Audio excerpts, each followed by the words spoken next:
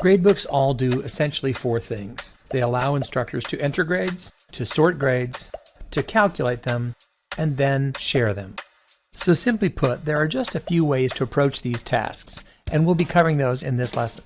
First, we'll take a look at how to get those grades in the book itself, either manually enter grades, or to have grades automatically entered through assignments in the LMS, or even to have grades imported from a spreadsheet or a third-party platform.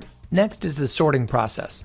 The task of sorting grades within a gradebook over a semester hasn't changed that much. By and large, it breaks into a few categories. Of course, there's a chronology. Gradebooks are by and large linear, and they reflect your calendar. Of course, they also include one's roll, or attendance. This is a legal document, and it's crucial we keep up with who was there and when they were not.